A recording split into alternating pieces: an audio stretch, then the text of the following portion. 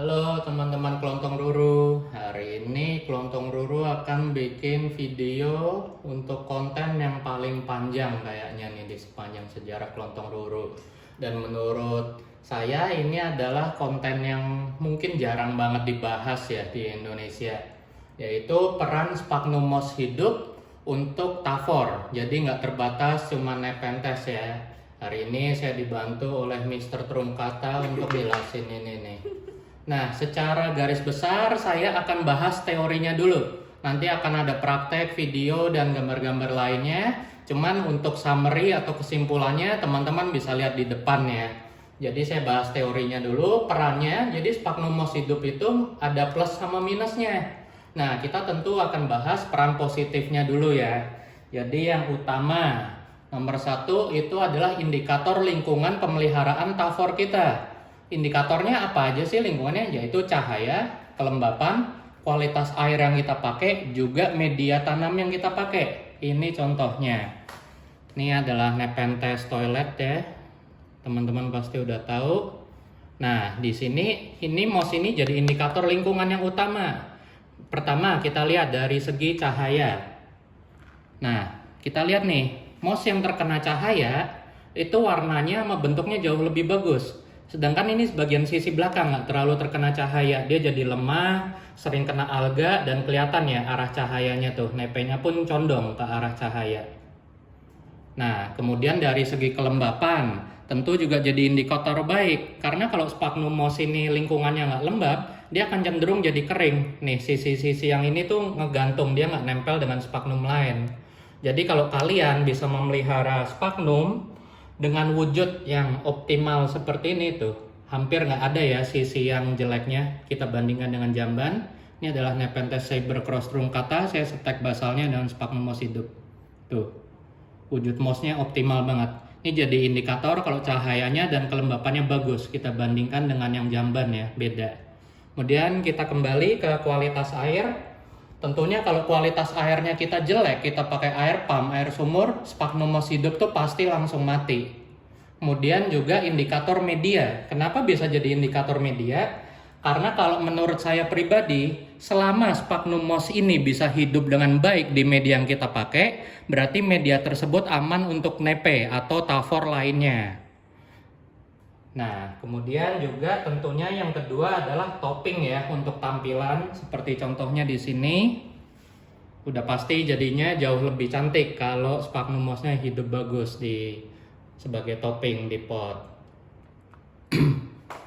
Nah, kemudian juga untuk microclimate.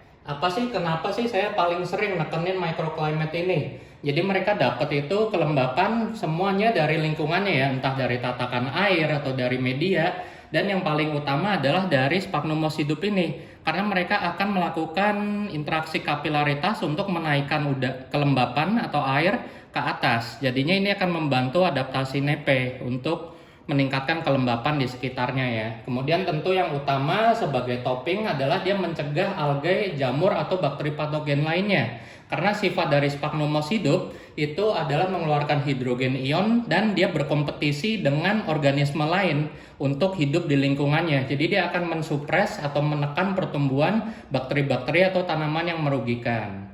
Nah, kemudian kalau dari pengalaman Kelontong Ruru, ini adalah media yang paling baik untuk hampir semua Tavor dan juga sebagai support system. Nah, sistem supportnya nepe itu gimana sih? Itu contohnya adalah kalau di Sphagnum moss hidup, entah kenapa itu nepe pasti suka banget. Makanya kalau kalian lihat video-video di luar negeri, rata-rata grower-grower nepe atau Tavor lainnya itu pasti memakai medianya full Sphagnum moss hidup. Kalau ini kan contohnya masih ada Sphagnum moss matinya ya. Tapi karena mereka enak, dekat habitat, itu biasanya mereka langsung ambil Sphagnum moss hidup, dibersihkan, dibilas dengan air bersih, kemudian dibungkuskan ke akar.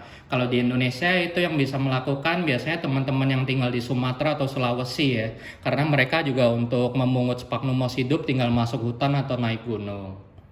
Nah, kemudian juga ini yang paling sering Kelontong Ruru alamin. Sphagnum moss hidup ini bisa meningkatkan kesuksesan stek Tavor. Jadi nggak cuma nepe, tapi juga untuk daun pingu, untuk drosera, dan lainnya. Contoh ini untuk stek Tavor.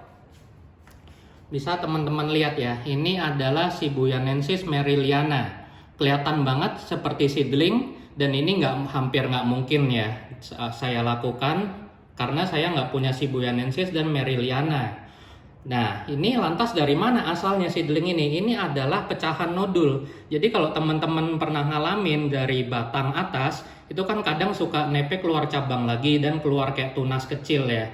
Dan walaupun masih kecil, itu kan biasanya batangnya masih putih. Nah, kalau kita potong kan rentan banget mati kan. Tapi kalau kelontong ruru biasanya motong batang kecil seperti ini atau nodul kecil seperti ini, dengan menggunakan Sphagnum moss-hidup itu persentase suksesnya akan sangat besar, bisa mencapai 75%. Memang nggak selalu 100%, tapi dibandingkan dengan menggunakan media Sphagnum mati atau bebatuan lainnya, kelontong ruru paling sering sukses strike rate-nya menggunakan Sphagnum moss-hidup. Sama contohnya seperti Cyber truncata ini ya.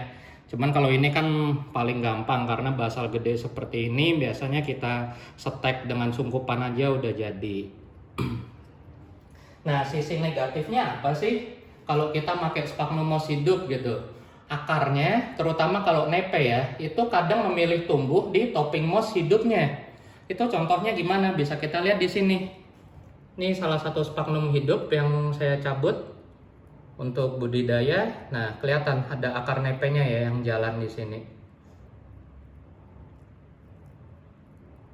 Nah, ini faktor ini itu berhubungan dengan indikator tadi. Kalau sampai akarnya nepe itu memilih jalan-jalan di permukaannya sini, nggak tumbuh di media yang kita pakai di bawah, itu berarti ada yang salah. Nah, faktor salahnya itu apa? Biasanya kadang kita lupa nyirem. Atau kadang medianya itu udah, kalau saya bahasanya bilangnya udah basi ya. Entah mungkin ada yang salah dengan kelembapannya, beceknya, atau ada hama, atau udah terlalu padat, nggak poros. Jadi akarnya dia lebih pilih keluar untuk jalan-jalan di Sphagnum moss-hidup ini. Karena apa? Akarnya si nepe ini sangat menyukai media yang lembab tapi sangat poros. Nah, selain ada yang salah dengan lingkungan, juga mungkin secara genetik ini bisa untuk memantau tavor-tavor kita, terutama nepe. Karena nepe-nepe tertentu itu sangat menyukai media lumut ya, lumut hidup, terutama jenis-jenis keluarga Sumatera seperti ini atau yang epiphyt. Tapi kalau dari pengalaman kelontong ruru sebagai sharing, nepe-nepe Filipina itu lebih bagus ditanam dengan menggunakan media bebatuan seperti ini. Ini contoh aja. Tapi ini nggak mutlak ya. Selama lingkungan yang kita pakai itu optimal, nepe apapun pasti hidup kok, asal medianya juga benar. Nah, kemudian juga kerugian atau poin negatif yang kedua, si Sphagnum moss-hidup ini bisa menutupi kehadiran hama. Dan yang paling penting atau paling utama, hama yang menyenangi kondisi lembab, karena Sphagnum moss ini kan sifatnya lembab ya, itu adalah kutu putih dan milibak. Kutu putih itu mungkin keluarga apit dan lainnya atau larva dari milibak ya. Jadi kalau kalian sering lihat titik-titik putih, itu bisa jadi milibak yang belum dewasa juga, entah apit mungkin juga bisa, atau mungkin scalebug yang warna putih, atau milibak. Nah, kalau kelontong ruru sih biasa penanggulangannya kita pantau. Kalau kondisi nepenya bisa tiba-tiba menurun, kelihatan nggak beres, biasanya kan kelontong ruru bongkar mossnya untuk ngecek keadaannya, apakah ada hamanya. Kemudian kerugian yang ketiga atau sisi negatifnya itu sebenarnya nggak terlalu penting dan berkaitan juga dengan indikator ya. Sekali lagi, Sphagnum moss-hidup ini sangat sensitif dengan pupuk kimia, bahan kimia seperti pestisida, juga kualitas air sama suhu.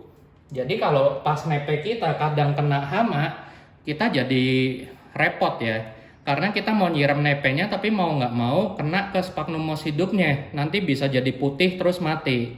Nah, biasanya sih kelontong ruru ngakalinya kalau nggak parah banget atau pestisidanya yang kelontong ruru pakai dosisnya ringan, itu habis kelontong ruru semprot akan langsung kelontong ruru guyur habis-habisan setelah setengah jam. Tapi biasanya sih kelontong ruru gundulin dulu, tanamannya karantina, kemudian kita semprot, Sphagnum moss-nya kita pisah. Nah, ini teorinya secara garis besar seperti ini. Nah, untuk video-video selanjutnya akan kelontong ruru bahas satu persatu ya, seperti mengenai VFT itu peran Sphagnumnya gimana, untuk nepe gimana, untuk Pinguicula gimana, dan untuk Drosera gimana. Oke. Halo teman-teman kelontong ruru, untuk konten kali ini kita akan membahas tentang Sphagnum moss hidup ya, dan perannya terhadap tanaman karnivora. Sesuai dengan judul, Sphagnum moss hidup itu adalah teman terbaik dari tanaman karnivora. Nah, untuk mengenal lebih jauh manfaatnya, pertama kita akan mengenal dulu cara merawatnya ya, kemudian nanti penggunaannya gimana aja. Jadi Sphagnum moss itu sebenarnya adalah jenis lumut yang hidup di rawa-rawa atau daerah hutan basah. Dan dia jenisnya juga banyak, ada ratusan atau mungkin ribuan ya, kelontong ruru juga belum pelajari. Nah, Sphagnum yang ini adalah jenis ice moss, nama pasarnya yang berasal dari Sumatera. Perawatannya itu cukup gampang ya, yang penting asal medianya rendah tanin, kemudian mengandung bahan organik, itu dia bisa tumbuh. Dan mereka juga suka cahaya tapi yang nggak terlalu panas ya. Kalau di kelontong ruru untuk pembiakan outdoor seperti ini, kami taruh di outdoor menggunakan tatakan air, kemudian medianya peat moss, pakis atau Sphagnum moss mati. Kemudian untuk pencahayaannya kita juga di outdoor cukup pakai paranet yang 50% aja. Nah, kemudian untuk perawatannya, Sphagnum moss ini juga harus menggunakan air hujan, air AC, atau air demineral. Jadi pokoknya jangan air yang mengandung mineral, agar dia bisa tumbuh bagus seperti ini. Kemudian untuk makanannya mereka juga bisa kita semprot dengan pupuk anggrek dengan dosis yang sangat kecil atau minimal. Kemudian mereka juga sangat menyukai serasa-serasa seperti ini. Jadi kalau kalian punya daun kering dari tavor yang udah mati atau gimana, itu bisa diberikan untuk Sphagnum moss. Bisa kita lihat di sini ya. Tuh Sphagnum mossnya sampai menempel di daun keringnya. Jadi mereka sangat suka serasa di habitat aslinya. Mereka juga sebenarnya perannya sebagai pengurai ya. Nah, setelah bagian perawatan, kita akan cek ke bagian selanjutnya, yaitu penggunaannya pada Pinguicula. Nah, kemudian perannya dari segi awal dulu ya kita bahas. Ini juga salah satu budidaya Sphagnum mossnya kelontong ruru. Kenapa sih Sphagnum moss itu sangat baik untuk tanaman karnivora? Yang utama tentunya adalah karena dia bersifat asam ya. Tapi dari segi penelitian jurnal, yang paling asam yang pH-nya bisa sampai 5 itu adalah jenis Sphagnum yang berasal dari New Zealand. Untuk yang dari Indonesia sendiri itu belum ada penelitiannya ya. Nah, yang pertama, kenapa sih mereka bagus untuk tavor? Itu karena mereka walaupun lembab tapi poros. Bisa kita lihat di sini ya. Semua jaringannya bersifat basah, menyerap air. Tapi kalau kita tancap di sini, itu juga poros, banyak rongga udaranya tuh kalau kita buka. Terus kalau kita tutup gini, misalkan untuk setekan, tuh akan tetap lembab ya. Dan selain itu, mereka juga memancarkan hidrogen ion, yang fungsi utamanya sebenarnya di alam itu untuk berkompetisi dengan lumut-lumut lain atau tanaman alga atau bakteri. Jadi kalau kalian pernah dengar teknologi di AC atau pelembab ruangan, itu kan suka ada hidrogen ion juga ya, yang bersifat antibakteri patogen. Jadi mereka bisa menekan pertumbuhan bakteri patogen atau alga, karena mereka sifatnya menekan dan berkompetisi. Jadi sifat asam yang mereka keluarkan itu juga untuk mengganggu pertumbuhan kompetitornya. Nah, setelah itu kita lihat, kalau Sphagnum untuk orang luar itu kan mereka sering bilang, terutama yang Pinguicula dari Meksiko. Nah, mereka bilang tumbuhnya di batu, harus pakai media bebatuan. Tapi kalau kalian lihat di Google, mereka itu sebenarnya hidup di bebatuan yang ditumbuhi lumut seperti ini. Dan dari pengalaman kelontong ruru memelihara Pinguicula outdoor maupun indoor, yang paling bagus justru bukan media bebatuan, tetapi media Sphagnum hidup seperti ini. Bahkan teman-teman kelontong ruru juga banyak yang di daerah Highland itu memelihara Pinguicula hanya menggunakan Sphagnum moss kering atau LFS ya, atau Sphagnum moss yang udah mati. Nah, bisa kita lihat, makanya di scape ini kelontong ruru menggunakan Sphagnum moss dan lumut-lumut batu seperti ini yang sengaja kita tumbuhkan di sini. Ini bisa kita lihat ya, di Gantea di outdoor gini juga mau tumbuh ya. Nah, selain itu di Pinguicula Sphagnum moss seperti ini juga bagus untuk menyetek daun. Bisa kita lihat ya, hasil setekannya ada banyak di sini. Kemudian juga karena kita menumbuhkan lumut, Utricularia tricolor juga mau tumbuh di sini. Jadi dengan aneka lumut seperti ini, terutama sphagnum moss, itu sangat bagus untuk menghidupkan ekosistem ya, terutama untuk tavor-tavor yang menyukai lembab. Jadi Pingukula seperti ini, sekali lagi, itu media yang bagus untuk outdoor, itu adalah sphagnum moss hidup atau lumut hidup ya. Dan untuk lumut, itu dari pengalaman kerontong ruru, itu yang paling bagus juga sphagnum moss. Kalau ada pertanyaan apakah lumut batu bisa atau enggak, itu silakan coba sendiri, karena dalam memelihara tavor itu yang penting adalah pengalaman ya. Nah, kalau dari pengalaman kerontong ruru, yang paling bagus tentunya adalah dari jenis sphagnum seperti ini atau lumut batu yang seperti ini ya, karena dia masih menyimpan kelembapan. Kalau lumut-lumut batu yang lain yang suka tumbuh di atas genteng atau apa, kalau kita siram itu sifatnya waterproof. Jadi mereka hanya lembab di bagian bawahnya, bagian atasnya mereka nolak air. Nah, itu susah untuk akarnya Pingukula untuk tumbuh. Nah, sekarang kita lihat ke bagian Nepenthes. Nah, sekarang untuk bagian Nepenthes bisa kita lihat ya, rata-rata umumnya karena jumlah sphagnum moss hidup di kepemilikan kita kan biasa sedikit. Jadi kalau untuk grower Nepenthes di Indonesia itu biasanya sphagnum moss hanya digunakan untuk topping aja seperti ini. Nah, tapi kalau kita memiliki jumlah sphagnum moss hidup yang sangat banyak, itu bisa kita gumpalkan, kita jadikan media di pot.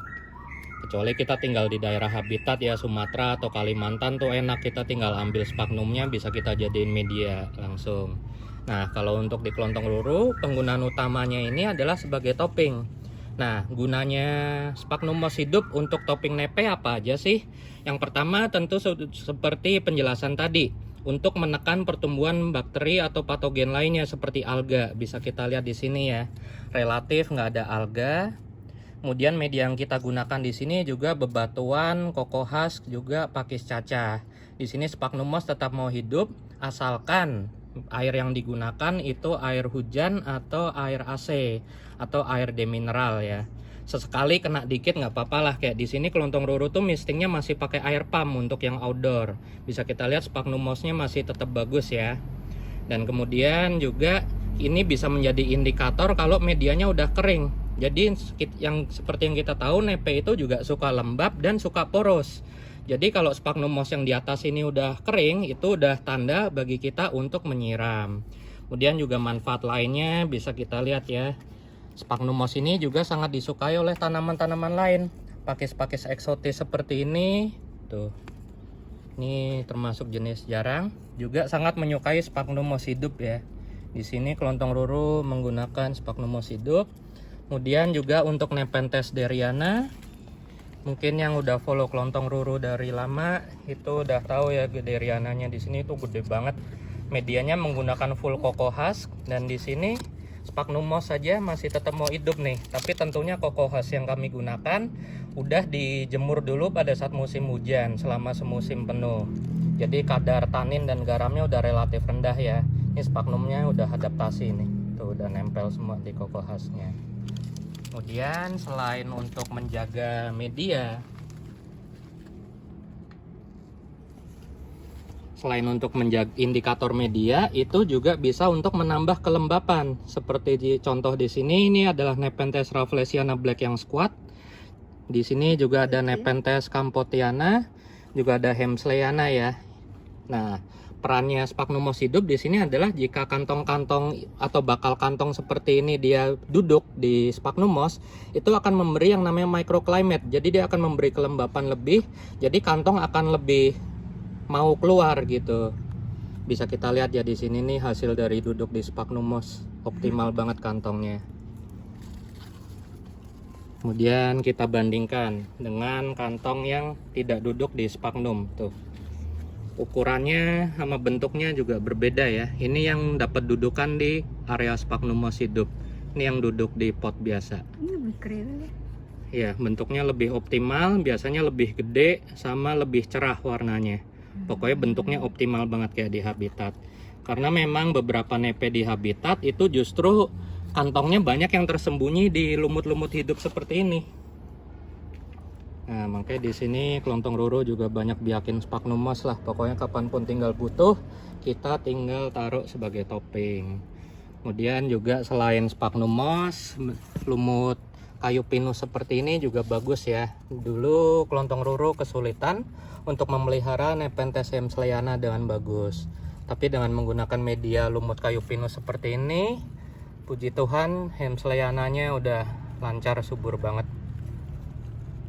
Ini basalnya aja udah ngantong semua. Kita tinggal nunggu upper dari indukannya biar bisa miara kelelawar nanti.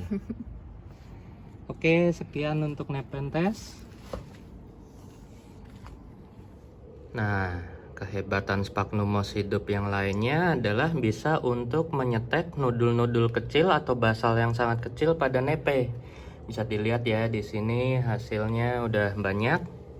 Nah, ini bisa kita lihat nih. Ini adalah setekan basal kecil dari Sibuyanensis meriliana. Sedangkan ini adalah setekan nudul dari Nepenthes emai. Nah, bisa kita lihat ya, semua ukurannya tuh terlihat seperti seedling, padahal ini bukan seedling. Dan seperti yang kita tahu, setekan basal atau setekan nudul yang sangat kecil seperti ini biasanya sulit sekali dilakukan ya, kecuali di dalam lab atau in vitro. Nah, ini triknya sangat gampang, apalagi di sini juga nggak pakai sungkupan semua tuh. Jadi langsung jadi. Jadi untuk setekan nudul atau basal yang kecil itu biasanya kelontong ruru udah nyiapin. Kelontong ruru akan miara sphagnum moss hidup di dalam pot-pot seperti ini. Dan sphagnum moss hidup ini cuman atasnya aja ya. Tuh bisa kita lihat. Nah, karena dia udah jadi gumpalan seperti ini, nanti batang atau nudulnya tinggal ditancap aja di sini. Kemudian kita rapetin mossnya. Nih hasilnya nih. Ini juga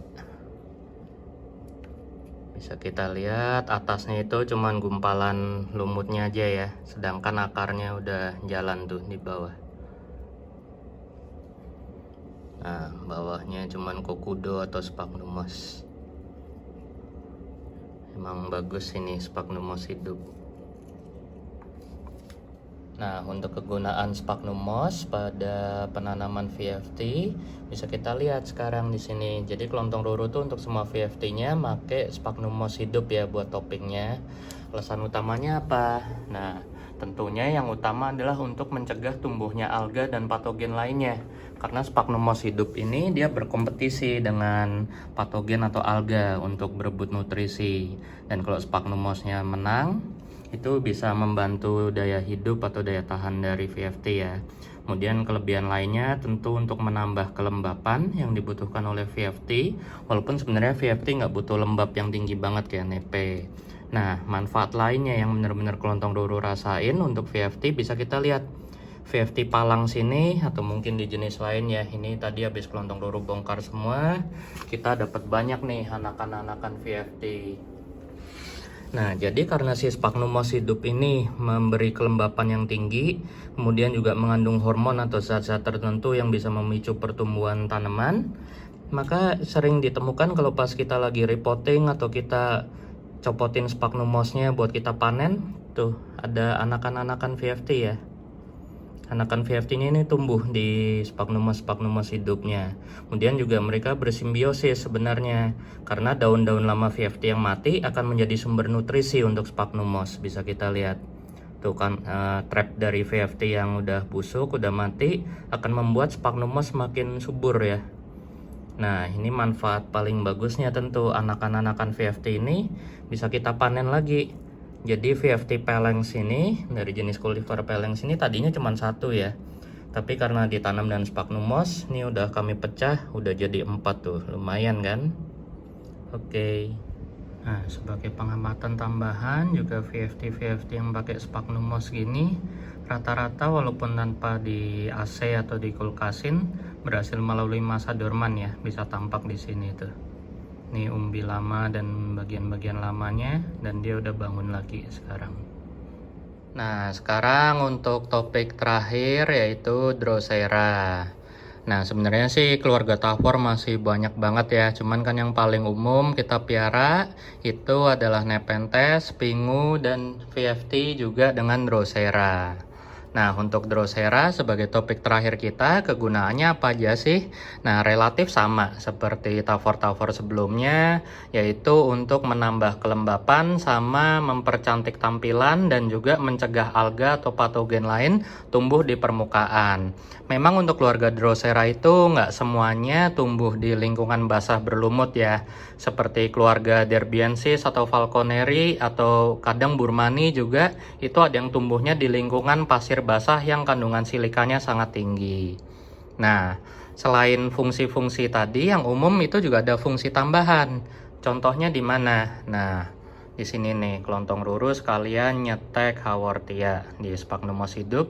Kemudian untuk keluarga Drosera yang biasanya cepet jadi tinggi, kemudian kan biasanya pas letoy udah jatuh turun gitu kan biasanya umurnya nggak panjang ya. Nah, dengan kehadiran Sphagnum moschidum ini, itu mereka bisa menopang batangnya, jadi dia nggak perlu jatuh turun ke bawah, terus bisa meningkatkan resiko mati. Seperti biasanya contohnya untuk Drosera Madagaskar, kemudian Drosera affinis, kemudian juga Drosera capensis. Di sini adalah capensis broadleaf ya. Kalau batangnya udah tinggi, itu kan dia rawan ambruk, bentuknya juga selain jadi nggak bagus, juga bisa meningkatkan resiko kematiannya. Tapi dengan kehadiran Sphagnum moschidum yang terus menggumpal ke atas seperti ini, bentuknya jadi makin cakep tuh. Dia akan terus tertopang pertumbuhannya. Nah, untuk yang lain seperti Derbiensis falconeri, sayang pas lagi pembuatan video ini pada habis kena kutu ya. Dan kelontong ruru ambil cara paling ekstrim untuk mencegah kontaminasi lainnya, kelontong ruru siram dengan pestisida. Jadi wujudnya lagi pada jelek, tapi tetap selamat ya. Falconeri daunnya kering semua. Ya ini yang Falconeri ini yang Derbiensis tuh baru mulai adaptasi, stres kena pestisida. Ini juga. Nah, di sini juga untuk Drosera affinis itu tertopang ya batangnya. Nah, kelebihan lainnya selain untuk menopang pertumbuhan dia, juga dengan kehadiran Sphagnum moschidum yang menggumpal seperti ini, itu kadang dari batangnya masih mau keluar nodul, atau bahkan kadang daun-daun yang menempel di Sphagnum moschidum seperti ini bisa jadi anakan, seperti contoh dari hybrid Drosera lanata ini ya. Nah, ini Drosera lanatanya baru kelontong ruru repot, tadinya menggumpal banget, dan ini hasilnya.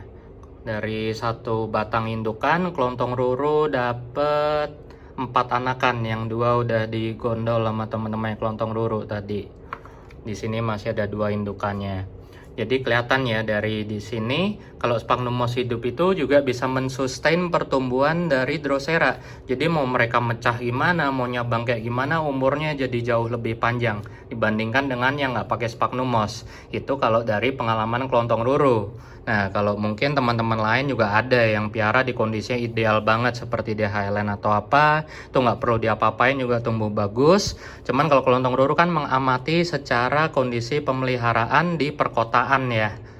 Jadi bisa kita lihat pertumbuhannya itu relatif oke dan membantu pertumbuhan Drosera.